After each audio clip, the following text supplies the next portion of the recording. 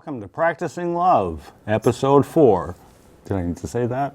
Episode 4. What happened to Episode 2? I don't know.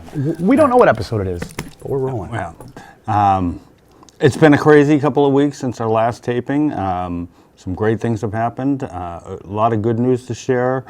And tonight's a special night. We're going to be talking with a good friend of mine. I consider him a good friend, Mr. Christopher Maider.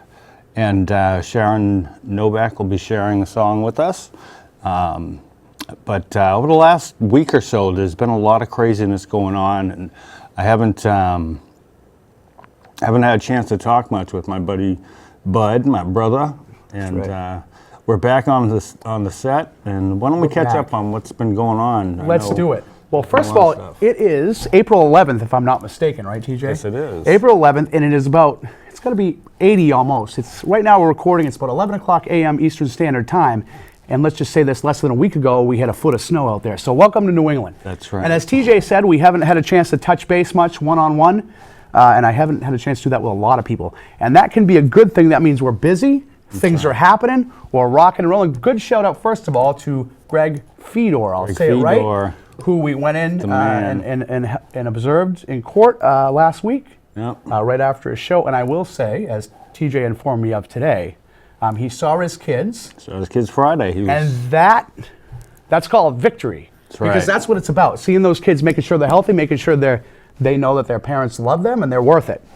Yeah. The best interests of the children took place in Manchester. And through the little I know of Mr. Fedor, they should be with him too, because he's definitely a pleasure. Yeah. And I know you mentioned your good friend who I had the opportunity to meet this morning, Chris Maider, right? Do I say that? Yep, that's it. Chris Maider. First time. And I just want to say this first. Chris has a show and I'll let him do all that, but I blew it off last week accidentally. I blew it off and I told Chris, and I didn't know that TJ was having a mom show, and I said, it was great, and I also agreed to beat him later. Yes, and I also said, I'm going to have to face this guy. I sent him a message, now I got to face him. That's called karma. See what happens? Right. I said, but no, but I'm going to go on tomorrow night, which is Wednesday. Yep. And we're going to do we're going to solidify the details on the cross feed we're going to do, the live stuff. Actually, that is tonight. It's tonight. Tonight. Right. I think I said tomorrow. So you're getting too nervous on your own show? Jesus, see what happens? See? Yeah. Awesome having you, pal. Thanks. Thank you for coming on. Good. Very good. Being with us. Very good. TJ, thank you for having me. Good. Craig, Chris, thank you so much for coming on. We have a lot of people. There's so many names. It's okay. All right, let's get down to basics. I just want to try to keep this simple because my head's going in 100 different directions right now. It happens to me this time of year every year. But now, from what I know, you and I have spoken a number of times on your show. I've been on your show a couple of times promoting our show, and it's been very helpful, and I appreciate that very much. My pleasure, sir. As do the audience. You are an adult alienated child.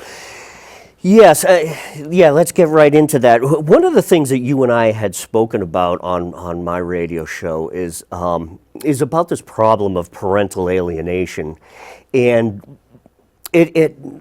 my father actually died last year, and I was alienated from him my entire life. And the more I discussed parental alienation with other people on the show, and then my father passing away, there was a kind of like a coming together of all the emotions and the feelings of what I had gone through and what I'm experiencing by talking to people like you and other people who are going through this horrible experience. My father purposely alienated himself. He just up and left one day. That was it. He just up and left, and that was it. Yeah. I know that pain. But as I started doing my radio show and getting involved with parental alienation, now I came to realize that there's an actual purposeful court-ordered parental alienation. It's constructed. It's designed. Specifically. See, I came from that situation where there was nothing I could do about it. He just up and left. Mm-hmm. And now I'm discovering that it's instituted, it's actually created. Yeah. I remember the pain I felt as a child. There was nothing I could do about it. This person, my father, made that decision. So now you have these children facing that same pain, but it's being manufactured. Right. And that is nothing short of just simple child abuse. Yeah, absolutely. That's all it really is. I will say, I had the opportunity to speak to Chris a little beforehand. We didn't get into this much depth, but it's a great thing. See, this movement breeds kinships. It's funny the similarities you have, because I listened to you talk about how you were alienated as a child. Same thing, my father up and left, same thing. Sure.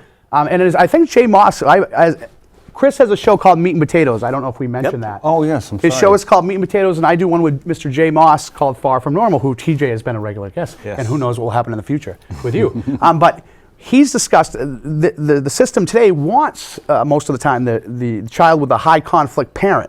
Again, that's what brings in the money. If you've got someone who's the one who wants to work together, and that's for another day. But it is money. I was thinking about some of these things, and it's funny that you segued right into it. Gather as many people as you can into the court system and drag it out as far as possible. Yeah. Right. It's quite literally a revenue generating again, stream. as I say, Chris, it's just like with a lot of other things. There's no money in the cure, right? The money's in the treatment, money's in the right? Very The money's well in the said. That's treatment. absolutely And it's true. the same thing with this. And again, I talk about kinships. It's funny because it's funny with this, a lot of things with different people in this movement. I consider myself lucky in terms of being alienated only because it's taught me what to do and what not to do now, what I won't put on my boys, what I won't do to other people, and I see the pain. And the first thing is empowerment, recognizing, not being too afraid to say, wait a minute, because you saw the direction your dad went, I saw the direction my father went, and I said, I'm not going to repeat that cycle of dysfunction. Right, and then when I got divorced, my first ex-wife, she started down that road. I had to nip it immediately in the bud. Luckily, I was lucky in that I had great in-law parents, and that or ex-in-laws at this point in time, and even they said, "No, you're not going to do that. It's just going to screw everything up. It's going to cause all sorts of animosity, and it's just going to cause problems with the child." Getting back to what we said about this being instituted, and get as many people and drag it out as far as possible. Quick anecdote. I was quite literally in court paying an old traffic ticket, something like that. Something had come in the mail. I had gone down to the court, and they said, "Oh, go over to the bursar's office." I go over to the bursar's office. Folks, this is no lie. There's the glass, and in the back room, there's a woman counting money. There are stacks of money. I mean, stacks, like across the table. It dawned on me right then, this is a revenue-generating operation. It's got nothing to do with crime prevention. It's got nothing to do with rehabilitation. It's got nothing to do with reconciliation. Right. Best interest of the child? No. Best interest of the child, Best no matter what interest, the crime is. Even, like I said, I'm paying a simple traffic ticket. When I saw the row of money, ding, this is just a revenue-generating operation. And unfortunately, money corrupts a lot of times, and I'm telling it you, can cloud. stacks. It was like something out of The Sopranos or something. Well, that's why too. When you go into family court, a lot of times you try. This doesn't make any sense, and you're driving yourself crazy because you're like, wait a minute, do people even have common sense? It's not that they don't know. How are they going to get the most money? If you act like it's kind of vague, I don't know. And Well, you get. we'll come back next month, And if you make we'll people hear think this that they're again, insane or they're off the wall, hey, everybody else is doing it this way. Yeah, there was a lot of Nazis too. Well, that's but that what- doesn't mean I'm going to follow them, and no one should have either. The popular choice isn't always the right choice, right? Right, certainly. So I remember that. Right. What's the mem I put on? I'm sorry, I just said, be careful when you follow the masses because sometimes the M is silent. Yeah, right. That's what makes Greg Fedor's story so amazing, because as we're sitting there in court with him, watching him produce his evidence, and I mean, he remained composed. He scared the heck out of everybody in that courtroom except the judge. The judge seemed pretty open-minded to him and was willing to listen and could see what was going on in the courtroom. I agree. And I think that the more we empower each other with the knowledge of Title IV-D, Title IV-E, the Bradley Amendment, I keep forgetting the third one. There's a lot. Yeah, but if we eliminate the source of funding, I did just for kicks, I did a Google search on. First I looked at each state's child support enforcement agency. Every single state has a child support enforcement agency. Then I Googled visitation enforcement agency. There's no such thing. It's quite the And it's discrepancy. and there's only one reason for it. There's no money in enforcing visitation. Right. The money is in collecting the child support. out of the paycheck, Right. or out of the paycheck. And if you lose your job, then now you're in arrears. And then when That's you where finally they get a make the job, big you make up bucks. those arrears. And I think I told you the story on one of the episodes I interviewed in, that that not only are you in arrears and paying your arrears, then if you don't reach a certain threshold at the end of the month, they assess you like an arbitrary fine. Penalty, and So fees. you're constantly in the hole on That's this. exactly what they want. And it applies to everybody. It doesn't just apply to men who are paying child Right. support. Whoever the non-custodial parent That's is, right. whatever, That's right. whatever ends That's up right. happening, you end up still in that hole. And I'll say this too. I agree with you about the judge paying attention. I think a lot of that was we made him pay attention. Oh, yeah. Greg had what, a dozen people there. At least, It's sometimes even judges, whoever, can get complacent. They can get kind of bored. But if you've got 10 people watching you work, you tend to open your eyes a little bit. You tend to square your shoulders a little more and really listen. And that's what you got to do. Again, you make them listen. That's right. If you believe in it, it's from right here, and you know it's for them, for those kids. Don't shut it up, because that's what they want you to do. Well, it sounds like he was lucky enough to have a judge who didn't interrupt him saying, he said, no, Mr. Fedor, we've heard this before. We've already adjudicated this case, and we're going to move on to here. You've got to be careful of that. But it sounds like your friend had... I may be wrong, but didn't he have the judge, didn't he have the original judge knocked off the case? He was attempting, I believe. Something to that but I will effect. say, I will agree with you too. We'll have Greg on this again. Judge, in terms of feeling energies and being able to read people, he was snapped too because we were all there, but he did seem decent. I know a lot of people have a hard time hearing that are ensconced in this. But that judge actually did seem like he was trying to do the right thing. And he was trying to cover not only himself, but I can tell you right now that he was trying to avoid anything coming up in the future from either side. He was trying to cover every base so no one could come back and say they didn't get a fair shake. Right. So he did do things right in that sense, I believe. The best he could. Now, Chris, not only do you do work with parental alienation, you also do a lot of one of your projects is the what is it? The Worcester Tea Party. Yes, The thank Tea you for Party. asking. Yeah, I do media I'm the media liaison for the Worcester Tea Party, and we of course are located out of the Worcester area. Of course, our members are from all over central Massachusetts, and every month we have educational events. We are a 501 and nonprofit status. We do not openly endorse candidates, although we've had candidates come and speak. We do not openly endorse public policy, although we've had certain people from various public policy offices come and give presentations. But that's part of the education process, is that every month we have these events so that people can come, and we put it all out on social media, and we have a large email list. And we have them down at 90 Harding Street in Worcester, Mass. At the Compass Tavern. And we've got one coming up on the 27th. A good friend of mine who does his show, Red Pill Politics, Dave Kopaz, he's going to be there with his people. He does a Second Amendment event out in Belchertown, Mass. He's have that event on June 17th. But the reason why we have him coming on the 27th of April, excuse me, to Compass Tavern, is he's fundraising because he has great speakers come to his June 17th event. And one of the great speakers coming out this year is Sheriff Arpaio out of Arizona, and possibly Judge Napolitano from Fox News. Wow. So we're having a fundraiser down at the Compass Tavern on the 27th. It's a combo. It's the Red Pill Politics that my friend Dave Kopaz, all for that. the Worcester Tea Party, and of course the Meat and Potato Show. We've kind of put all these patriot groups together, and we expect about 100 people. And there's no cover charge. We're just going to have a fishbowl there, and everybody can throw some money in to pay for the airfare for this stuff. And this guy, Dave Kopaz, absolutely great guy. He does his own show. He invited me out last year to film his Second Amendment event out there in Belchertown. Again, great speakers. 2 members from the Finicum family came out there. I don't know if your audience is familiar with the Finicum family. There was the protest and the standoff that happened in Oregon last year where LaVoy Finicum was shot by FBI. Right. Well, 2 of the wife and the daughter came out last year to Belchertown to speak, and I was able to film that. I was honored to be part of that operation out there, and so he's doing it again this year.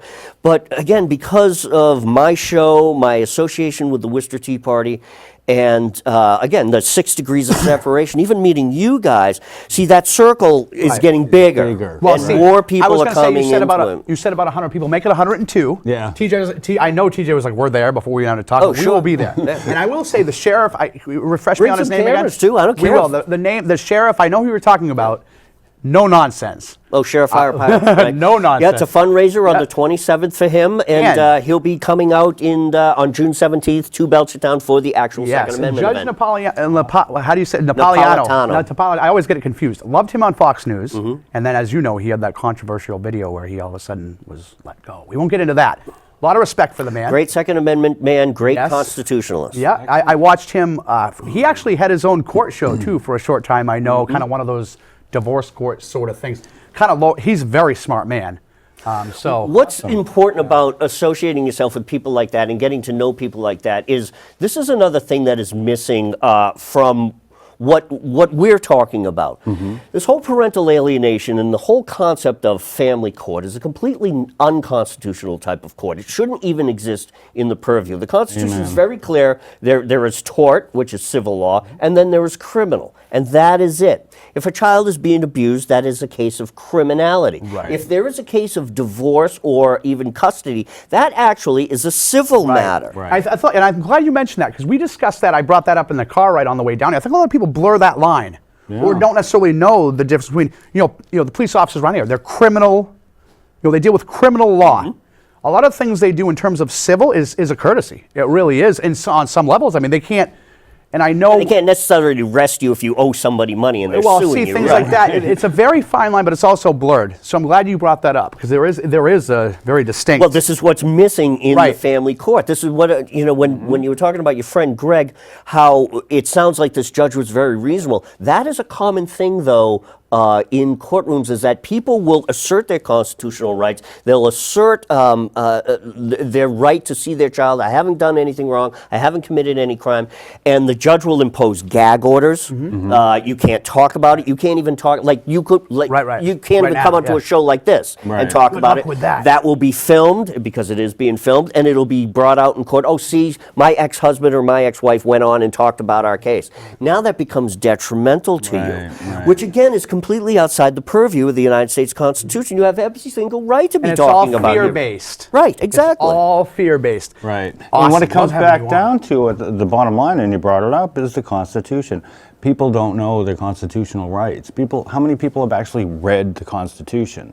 And it's not necessarily knowing the Constitution. yeah. The Constitution It's knowing is what your nothing rights more are. than a codification of what are your natural rights. Very, very secular, I know, here in New England now, but they're actually rights given to you by God. And Right, that's how our founders right. initially said. Exactly. All they did was put it down. It's codifying Framework. what God has already granted to you. Right. Your right to life, your liberty, your freedom. These aren't man-made treats they give the us. only reason why it's written in the Constitution is to actually codify. Right. Yeah. Say, look, see, this is Right. how it is. Right. Awesome. What kills me mostly about the family court is the lack of due process. Sure. Again, the same thing in the Constitution. It's clearly stated that due process, a speedy trial, a speedy Right. process. It's supposed to be pretty pragmatic. It's supposed to be pretty, but it isn't. As you said, it's all over. I'm glad you brought up. I want to say because you brought up Greg again, and I will say about you mentioning Greg and how well he handled himself. He did, and I'll say that about making people listen. You know how he didn't go off the wall. He was very matter of fact. Very even-tempered, but he wasn't a pushover. He didn't allow things that were. Right. He made them listen with class. He was confident. and with brain and confidence. He didn't go in there off the wall. You're going to. So I want to clarify that. Very So much so. He was very good. His composure was That's the key remarkable. too. Go in there without a doubt. with your facts straight. Yeah, with your knowledge. Yeah. Sure. Be Yeah. forearmed, forewarned. That's the thing. If you know what you're talking about, it's a lot easier to talk. I had the first couple of shows, I was jittering with the ums. We have no idea what we're talking about. Well, yeah. Oh, we're still on. Well, guys, we're recording a show right now. I just saw the red light. I What's forgot. that red light? Yeah. I was having trouble with the ums, and it was just, I was so worried about what I was going to say, and am I saying this right? And Well, Well, you and I were talking earlier outside, just before we came in, and I'd said you started what in January? Yeah.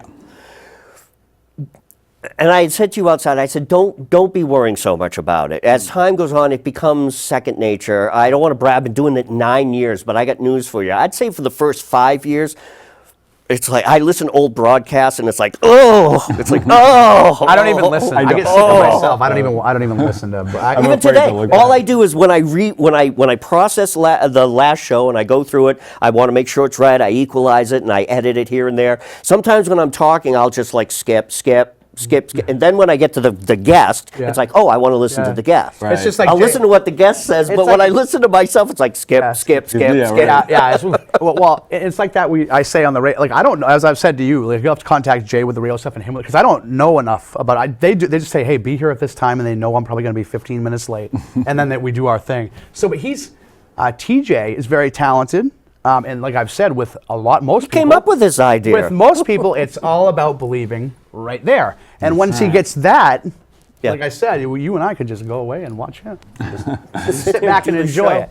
Exactly. Yeah, so it's awesome having you on. This is really good. Yeah, absolutely. The Now, with the meat and potatoes show, you don't just have alienated parents on. What other guests do No, you certainly. have on? I'll give you a slight dissertation about the Meat and Potato Show. It started in 2008, and I basically was interning at WCW Radio. Quick story, I was going through a bad time in my life financially, and the crash had happened in '08. Yeah. And sleepless nights, that kind of thing. And there was a convenience store right down the street from where I was living. So overnight, I said, I can't sleep, go down, get a coffee. Next thing I know, this car pulls in, and it's that guy that interned me. He had been doing his show for a long, long time. And hey, what are you doing? Hey, you still doing the show? Yeah, this, that, the other thing. We exchanged numbers. He's like, hey, why don't you come up next week? No, I just thought it was a polite conversation. And sure enough, next week, the next thing I know, my cell phone's gone off. He's like, hey, I'm outside. You want to come up to the studio? Sure, why not? He's doing his show. Hey, you want to spin some records? I'm going to go take a break and have a cigarette. It's like, spin some records. And it just started from there. I just started interning in 2009. I got my own slot. I got fired in 2012. It could be the best thing that ever happens to you. In fact, what it ended up happening, what was funny is 2012, see, the whole Worcester Tea Party thing was starting to really go. And in 2012, in April, we had our Tax Day rally, big rally in Lincoln Square down in Worcester. They asked me to be the MC, be the host, introduced all the guests and speak in between and everything else. Yeah. I get fired like a week before it happened, so I'm thinking, oh, this is great. No, the board members of the Worcester Tea Party came to me. They said, no, it's perfect. It's probably the greatest thing that ever happened to you. But what ended up happening anyway is I had already started the YouTube channel, and I was going to tell you later on about expanding into YouTube. So I had already started the Meat and Potatoes Show 2012 on YouTube. And then, of course, I met other people that who are in the online radio business. I was on WNLM from 13 to 15, and then late 2015, I met the current person, Tim Scomo, from KTNTradio.com. He's out in LA. He said, I like your show. He was on WNLM. I'm starting this whole new thing. I want you to come on.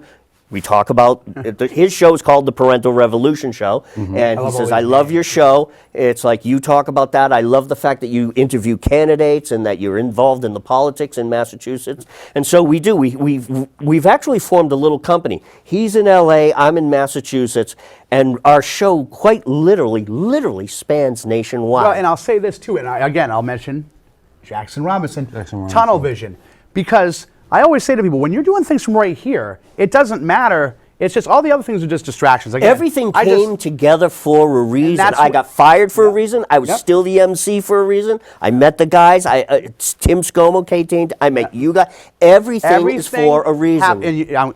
Perfect, because it's the same thing. If the worst things that happen in people's lives, guaranteed, maybe not as they're thinking about things that happened last week, at some point in life, the worst things that you were your world was over for, you will look back and go, thank goodness that happened. To this day, I'm like, it's the greatest thing, getting fired from that radio. It's the greatest thing. Oh, yeah, the best thing in the world. I've got my own network. I'm nationwide. I've got thousands of listeners across. I mean, the community radio, yeah, it was great. I got my feet wet. It taught me how to actually do radio.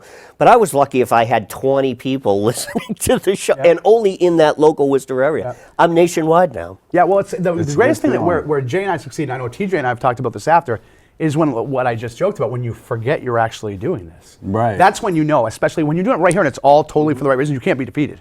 When you're again, for the boys, for my boys, when I know that, you can't stop me. Right. Love, you think that hate's gonna stop this love?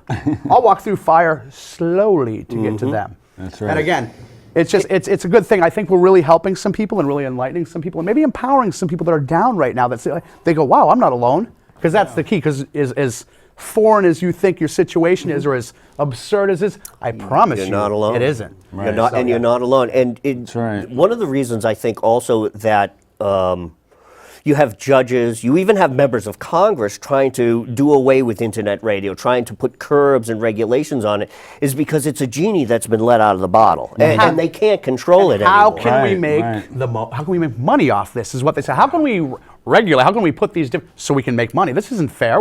This is people doing all this work. These Chris Maiders and TJ Moonans and Bud Venos of the world, and we're not making money off it. Wait a minute, that's not right. Exactly. That's not the Well, it's American not way. like we're making a ton of money. No, no, Right, but what I'm saying, right. and it's I'm not funny ready to because- retire Well, anytime Jay, it's soon. funny because Jay Moss, I have a great time with Jay. We compliment each other like TJ and I do. I think TJ would agree on that radio show. And he had some people approach him generally with a business aspect. People approach me, I say, talk to Jay, because I trust Jay and I don't even deal with that. I don't want to. Yeah. But about syndicating it and things, and then when he dug in a little about different people that are coming, you see kind of loopholes of where they're, because no one does anything just out of the goodness of their heart generally that don't know you and they come to you and say, hey, I really want. What do they get out of it? You remember with everybody, what are they getting out of it? Everybody's self-centered to a point, all of us at our core, so that we do things. We're A++ personalities. Right. That's why we can get in front and do that, get in Right. front of a mic. And- But that's a good thing. You need to have people like that to do that so that you can clarify the message, get the message Right. out there, and have people that's the actually most tune in and say, important you know what, I part. want to listen to these guys. Well, what do they got to There's talk something about? to that That's here. the most important thing, Chris, is really informing the public that is unaware. And it's not that you can't blame them for not knowing. They didn't know they were supposed to know. I didn't know what I was supposed to know. I went into court and I was like, oh, once the judge hears me, there's no way he's going to see against me. Are you kidding? Right. You know, and I got This no is just lawyer. common sense. This is clear as day, and then you're like, Yeah. What happened? Her lawyer comes in with all these cases and all this legal mumbo. well, they jumbo. try and parent you too. They try and scold you.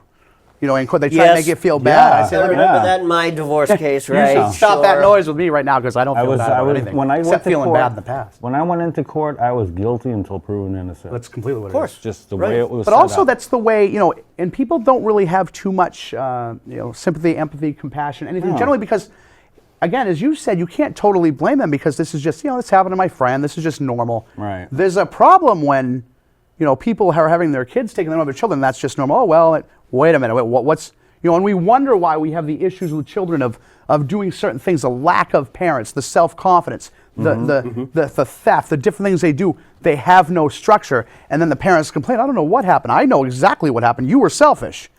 We know that in Massachusetts, I don't know what the statistics specifically are in New Hampshire, but in Massachusetts, custody cases, divorce cases, 85% adjudicated in favor of the mother. What amazes me is when I do a CPS-style interview on my radio show, and I actually have a mother on there who's being alienated. I actually we know the story about the Right. fathers. That's kind of like opening up a thing of milk in the morning. That's every day. We know that. What's amazing is when I actually have a mother on the show, and I'm just amazed. It's like, how does this happen? I'd like to kind of know what these fathers are doing. How do they have this power? Well, what do I've they dug do into in this court too. that- Right. I've discussed this, I believe, I don't know if it's on here or the show, or I've definitely discussed it with my wife. And I don't mean to denigrate what, No, but I'm going to be no, very you're honest about absolutely this. right. Because I was the same mindset of you as you are. When I first started Parents United Worldwide, you can ask TJ, it was Dads United. Yeah. And then it was Dads United Worldwide because all the people. And then Now it you became- realize. Yeah. And the funny thing is, I think you'll agree, and I said to my wife, I'm not saying this is true, but this was my first reaction, and it could be fun. The mother lost her child. Wow, they must be a real screw up. Yeah. Right. If the mother lost the child Then over you the, find then you out. find out that that's not the case. Sometimes it's all, It's all about money. the money. I've discovered Custodial over the years that I've been exactly doing who it. knows who. Yep, right. There you who go. do you know game. It's money. The mother is in a lower socioeconomic situation. I've got one situation, a guest, I won't mention her name, but she's out in the Chicago area. Her ex is affiliated with a lot of Chicago politics, and as we all know, Chicago is one hell of a corrupt political system. No. So she's got that going against her. And I've got a couple of other people. One was involved in a cult situation. And so these are really, I mean, they're almost bizarro world extremes where some of these people. I love the Seinfeld reference. It's bizarro world. They are. It's like, really, you were involved in the cult. Really, your husband's with the Chicago, politics. It's like, you can see this is where it translates into becoming nothing but pure evil. Right. It's just evil. what These it people is. are doing Well, it simply just to be What's evil. what's the easiest way where I can try and discredit you guys? Make you seem crazy. Right. Sure. Make you seem out of your mind. Don't even, again, anytime I say someone wants to lie about you, tell the truth about them. And I say in no fear in terms of, I tell people you can try and make things up about me. I could care less. I won't even listen to them.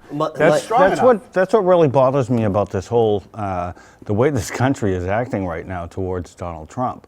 He's our president. Accept it. Follow People are him or going not. wacko. It's crazy. Well, I've you never seen also such you backlash. can't be so rigid, and honestly, with me, I take everything with a grain of salt, as I know you do. You wouldn't be in this business as long as you if you were the same. It sounds like, and we haven't talked enough, our political beliefs might be leaning toward the same general direction. But I will say this: The show is a conservative talk show. well, the Tea Party thing kind of led me to believe that. right. But I will say, a little what staunch, are you, what Chris? gave it away? That's not a bad thing. We're going to work together more. But I'll say this. I take everything with a grain of salt, and I don't believe anyone, really. Like, I dig into everything. Not saying I don't believe in, but I'm saying, if you look at it at its surface, the same things we complained that Obama didn't do, we're complaining that Trump is doing. Right. You know what I mean? So Right. it's, in a lot of ways. I know And that's very... as you get going on your show, I'll give you a little tip live on the air right now, is what you want to do is sometimes let things sleep. If you hear a story or you get something, somebody has a story to tell you they want to go on the show, do a little research. Also let it sleep. Because wait 24, 48 hours, there's always another shoe to drop somewhere along the way. Perfect. Thank you, Chris. Yeah. Awesome. That's the biggest thing. And Now you've got both sides. Don't you and I find- would even say wait a little bit more because there's probably going to be another shoe dropping somewhere. don't you find, Chris, Sad that's but the hardest true. thing that I've said is the waiting? I want to jump on a story too. Patience, yeah, because I do too. but if you're so right, because you will get a better one, I promise you, if you wait. Right. Everybody's so quick to be the first ones, and that's usually where it's the facts are all And wrong. people have said to me, they'll go on my feeds and stuff, and they'll be like, "Oh, Meat and Potatoes isn't covering this. Why are you not covering it? Because it just happened like yesterday." Right. And it's like, let the Right. networks. And then, sure enough, 2 or 3 days will go by. You'll find out what else is going on. Then I'll put a piece together for the blog site. Then I'll put a piece together for the next week's show. I'll have a guest come on. Now we have context. Now we have, all right, this happened, then that happened, and then we heard from so and so. Right. Now we're here a week later. Plus, you even and then things Story. happen where There's more clarity where to the 6 story. months or a year later, oh my God, it was completely not what we thought. I did not have sex with that woman, Miss Lewinsky. Right, You know, right. things like that. I Exactly. know it wasn't a year, but that's what I mean. Don't put so much belief in one. Is what I mean. Like Trump is perfect and Obama's the worst, and Obama or whatever. Or Trump vice is versa. worse, and this- or it's Or he's and then taking it's us to war. Again, it puts you in blinders. You're not thinking clearly. You number one, use common sense. Yeah, Right. calm it down a minute. Common sense, and Yeah. you know, it's Let's work on unification right. rather than well, at its core, though, as you know, in terms Separation. at its core, I'm more of a constitutional, more of a conservative sort of. There I you used go. to be much more yeah. staunch. Trust me, I was the Rush Limbaugh. The gray hair has calmed you down a little Well, bit. sure. Yeah, the kids. Yeah, the they've- kids will they've- calm they've you opened down. me up. But no, I think just staying open and using your common sense. If something doesn't make sense, it usually because it doesn't make sense, it's not true. Okay, I just want to go back for a second, Chris. One thing you said earlier when you were talking about your experience as without your dad growing up. This cloth is going to Tablecloth is Didn't I mention this before on that? Okay. Where's Babette when you need her? Or Greg. Just one way. Maybe it was just the way you said it, but you said my first ex-wife. Oh yeah, well, I just- my only I ex-wife, kinda I wa- should just say. my I've own- got one only myself. ex-wife. I've No, got one she, myself. you know, and it was, you know, not to cry in my beer or anything, but yeah, it was a strange situation. She was just, I think I actually blame postpartum. I don't have proof of that, but when you go back and you look at the evidence, quite literally, my son was only 6 weeks old, and when I quite literally came home from work one day, and she was gone. I mean, the apartment looked like something like out of The Grinch Stole Christmas. There was just wire and, nails wow. from the pictures. I'm like, where the hell? Hey, at least she left the nails. Where's the TV? What the heck's going on here? And what's funny is when that happened, I almost felt the same way as when I found out my father left, because I quite literally came home from school one day and it was just dropped. It's like, where's Dad? And it's not. Yeah, and a couple it's not things, happening and anymore. I'm glad you mentioned that, because we talked about certain people. A loss like that, you got to remember, for a child too. Look up the stages of grief. It's the same as a death. It's traumatic. It's the same as a death. Yeah. And I can't speak for you, Chris, but I'll say my life, if you want to call them struggles, epiphanies, whatever, the things I dealt with in terms of insecurities, relationships, it all stemmed from being alienated from parents, not having that structure. Makes you who you are. And not knowing, Whether you being like it or insecure, not. being a placater, being a person who did things to make others happy, whatever. And then again, it all comes out in the wash. It does. Be who you are today. Because again, and I'm glad we took, because that alienation, that insecurity, you'll see it with your kids, and you'll wonder. That fear There of was abandonment. nothing Right. but abject We've talked about fear. that. I mean, I remember I was about 9. I was 9 years old. If you do the math, I was 9 years old. I remember nothing but abject fear. Yeah. Yeah. This was Fear. the early 70s. See, today, and I know it's not the greatest in the world even still, but today you have safety nets. You have social services. You have welfare. You have food stamps. You have all sorts of networks out there. Right. So if you're suddenly out there, it might take a couple of weeks to get that going in the feed, but you have it. This was the early 70s. My mother was quite literally a beaver cleaver type mom. That was her job. She was a Right. mom. She sporadically worked part-time, when I was a child, but she basically found herself. We had no money. There was fear. There was no enforcement back in the day for my father to have to pay. So there was that. It was fear. It was nothing but fear. Right. But as I said earlier in the program, there was nothing I could do about that. My father just organically decided to up and walk away. Right. What TJ, Bud, and I are talking about the modern day parental alienation is that this is manufactured, and it's evil and it's sinful. Now, I just described to you how I had nothing but abject fear as a child. Imagine that, what a child's going through right now. They have that same abject fear. Yeah. Only that fear is being produced, it's being manufactured, it's being created because one parent has decided to say, no, you can't see your child. And there's a court system that has gone out and said, no, you're not allowed to see your child. Now that child grows up with the belief of my father doesn't love me, or my mother doesn't love me, whatever the case is. Right. Yeah. And they're not given the facts. And one of the things I've said to some of my guests on my show, as much as they fight for their child, to a certain degree, and please hear me out when I say this, to a certain degree, there's a silver lining in the end, because eventually that child becomes 18 years old. What you do between when you're alienated from the child until the child is 18 is you try to stay proactive in their life, even though you're not allowed to. I don't know, set up a bank account, put in a trust fund, get something for college, save all their clippings from the baseball game or their high school graduation, so that when they come to you at 18, and they're going to be angry, and they come to you and they say, why weren't you there? Why? Then you can turn and say, look, here's the truth. Yeah, and I'll agree with that. That's the silver lining. I'll agree with that. And I'll say this too. At 18, I'll say, because I lived it as you did. I had my father leave and my mother at 10. But your situation was like mine. Right. Our father just left. Right. There was nothing and we my could mother do. too, literally one day grabbed a suitcase and said, "Who's coming with me?" and left. That was it. So, but what I'm saying is those insecurities, that sort of that abandonment. TJ and I, our friendship on a personal level, we both, we both have had I have similar friends things that in say life. right. And what I'll say is, even when you're aware of it, sometimes these things will bleed up that fear. And you know when that fear comes in, when you actually genuinely start to care about someone. That's right. That's a scary thing when everyone you've ever cared about has walked away right when you told them you did. Yeah, with you guys, both of you guys, your dad both walked out of your lives. when I was 12, my dad died. That's right. And, you know, it's no different. But you Yeah, see, oh, no, it to isn't. a certain degree, that's organic. There's nothing you can Right, do about it. right. Yes, you're still feeling the pain. Yes, you're still feeling the fear and the loss. But at a certain point in time in your life, you realize there's nothing I can do about Yeah, it. well, and then you At least can, it wasn't manufactured. It And wasn't also- imposed upon Right. Well, I'll say you. this: how I could easily, with you know, and I'm not like as you said, crying in my beer and no mother, no. I could easily be like, well, woe is me. That this is just the way it happened to me too, buddy. Certainly. And you know what? No, make moves or make excuses. And I did too. Me too. And Me yeah, too. and we all do. Yeah. And I did it with my oldest son years ago when I hadn't seen him, where she took him with a millionth time, and I went, well, you know, and I picked up my head and I said, no, I am not going to have that conversation with 18, 19, 20 and say, why weren't you there? I'm going to fight till the death because he's worth it. And I'll say this too, as far as 18 and things, yes, that's a legal adult. I can tell you right now that I was contacted on 18, 19. You're still very much a child emotionally. Yep. When you're abandoned, you're still, so if you're a child at 21, 22, 25, whatever, even sometimes at 30, is angry. First of all, hate is taught.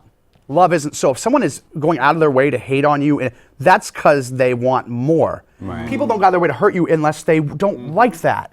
So be patient. I'm not saying, again, just when someone is a legal adult, they're still very much a child emotionally when they're devastated in that way. And when they're lied to and they're manipulated for their lives into hating you. Again, patience. And honesty, and it does not start with ripping the other parent, I'll tell you that right now. Right. I'll say, and in terms of honesty, sure, this is the facts, but the second you start to do exactly what the other parent said you would do, Right. Now you know better that's than them. when things start coming to fruition, because that's the other parent knows we're going to try and be defensive. Yeah, you basically, to finish what I was saying, you basically say to the child, this is what really happened. It's now up to you. To deal I'm with it. here. I've always been here, and I'm still here. Right. Now, in your case, your situation Right. is you're still having trouble making that transition to being with your daughter again. Yeah, the child doesn't want to hear exactly. whatever the case may be. Now, how old is she now? She'll be 26. All right, 26.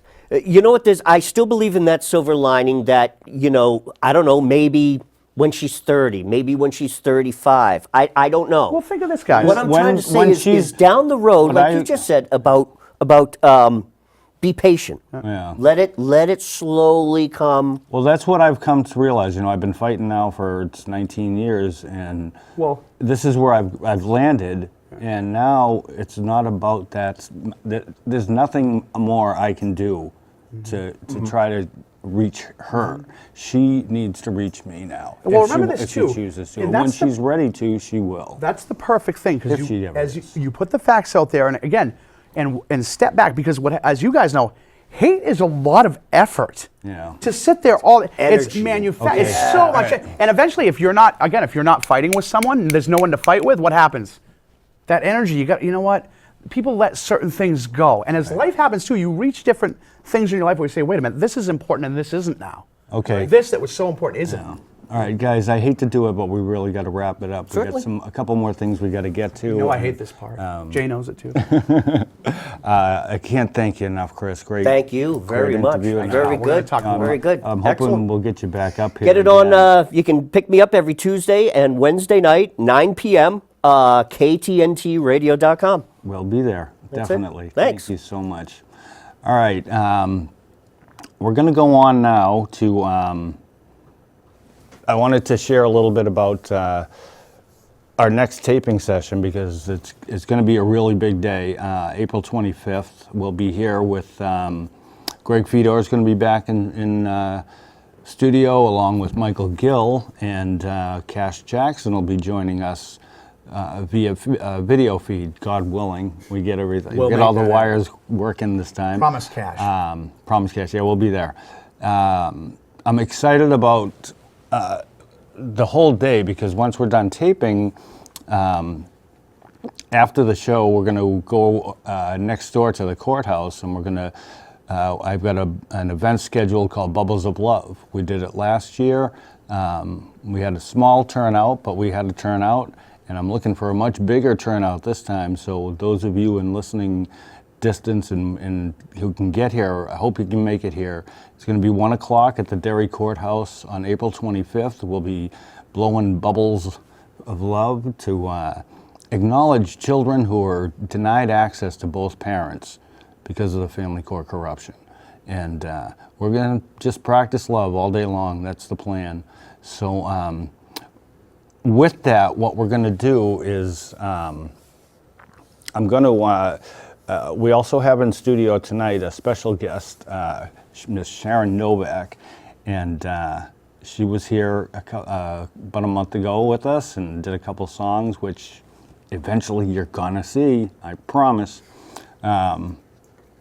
Today she's going to do a song for us to prepare for the event, and her song is called Bubbles, and if you're ready to go, Sharon, we're going to kick it over to Sharon Novak with the song Bubbles. Blowing bubbles, bumping bubbles high up in the air, breaking bubbles, bouncing bubbles, bubbles everywhere. We chase them, we catch them, we put them on a plate, we poke them, we pop them, we think it's really great. Playing with my bubbles, I can do it all the time. I share them with my friends, we think it's really fine. Blowing bubbles, bumping bubbles high up in the air, breaking bubbles, bouncing bubbles, bubbles everywhere. Chase them and we catch them and we put them on a plate. We poke them, we pop them, we think it's really great. There are bubbles on my nose, now they're landing on my feet. They're piled up on the ground, they're floating in the street.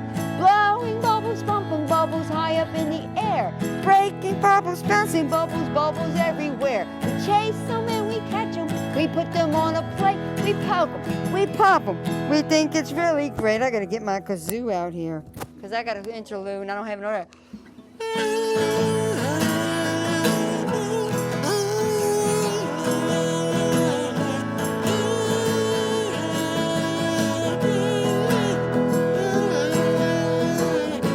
The bubbles in my bath, they completely cover me. When they're piled up really high, they're all that I can see. Blowing bubbles, bumping bubbles high up in the air, breaking bubbles, bouncing bubbles, bubbles everywhere. We chase them and we catch them and we put them on a plate. We poke them, we pop them, we think it's really great. Blowing bubbles, bumping bubbles high up in the air, breaking bubbles, bouncing bubbles, bubbles everywhere. Awesome. Thank you so much, Sharon. Good job, guys. We're really happy that you could do that for us, and I'll slap Babette with a wet noodle for. No, we don't know where she went, but that's She kind okay. of disappeared, but it's all good. All right. All right. I just want to finish up with a couple of quick thoughts here. Like I said, I wanted to do a show with Chris today because of the adult alienated child, because tomorrow's a very special day. My daughter turns 26. It's always been a painful time of year for me, but this year I'm kind of focusing on a couple of women that I like to call my other daughters. There are two women that are very special to me.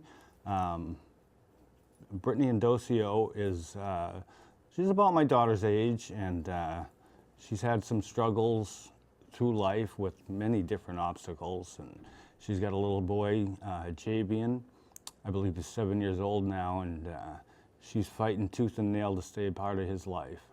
And I love this child like she's my own. She's had a difficult time with her own family, and I've been fortunate to have her come into my life. And I remember the very first time I met her, I was working at at Hess, which is a convenience store here in town, and she came in to buy, I believe, cigarettes, and I carded her, and I ID'd her. She looks like she's 12 years old, and she got so upset with me because I'm in here all the time. Everybody knows me. It was kind of funny. But we ended up becoming the best of friends, and I consider her one of my other daughters. My other daughter is another woman who's very special to me, and she's had a rather tumultuous, there's that word again, month of April. April 1st was Tracy Ross's birthday. Happy birthday, Tracy. 36, I believe, right? 29, I thought. I'm She not supposed told to say me that about women. 29. She's gonna kill me. She told me 29. Sorry, Tracy. But it was quite a day for Tracy, following her along on her journey. She was forced to go see her ex to discuss an issue, and when she got there, she was able to post a live video with Olivia, her daughter, which was Beautiful. I was in tears watching. I mean, this child is so intelligent. Beautiful and, little girl. Oh. She's got so much of her mom in her. It's amazing, which tells me she can't lose. You know, it's just a matter of time before the two of them are back together again, and they'll be here. You'll meet them live. Well, a little bit later in that day, Tracy went home, and I'm sure she was on cloud nine, having been able to spend some time with Olivia. But then she got some kind of devastating news. Her mom, who had been sick for quite a while, actually passed away that same day. And she want to talk about an emotional roller coaster. It was for me. I can't imagine what it was for poor Tracy. You know, and being 3,000 miles apart, you know, I felt bad because I couldn't be there to hold her. You know, but she had so much support and so much love. And you know, we had to talk. Actually, I talked to her this morning online. She's an amazing woman. The things that she's accomplishing. Let me say this: Tracy's someone, and the things in her life. Tracy, I'm just sitting back and waiting, because the greatness that I'm going to see, just incredible. It's an excited, foreboding feeling, like just waiting, because all of these things are going to lead her to her greatness. And her biggest obstacle right now is Tracy, right here. She's going to be great. Yeah. She's very special to me, and like I said, these two young ladies have added so much to my life, and you know, with tomorrow being birthday number 19, I get to miss in a row, barring some major miracle.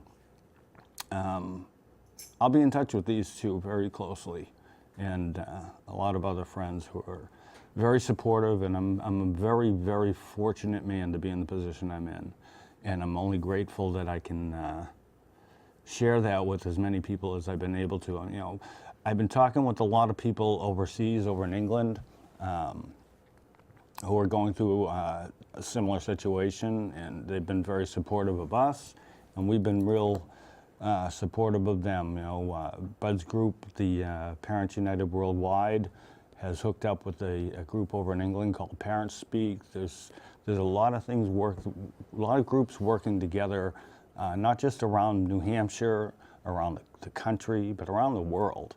You know, we're one big force, and when the day comes that we are all joined together as one, and we're all this whole, like Jay Moss talks about, you know, what are you going to do after the reform is done?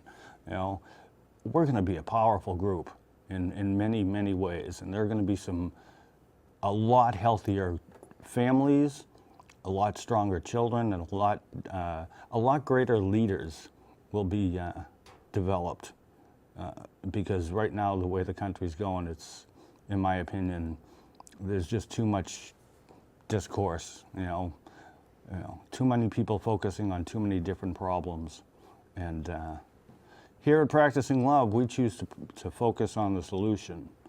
So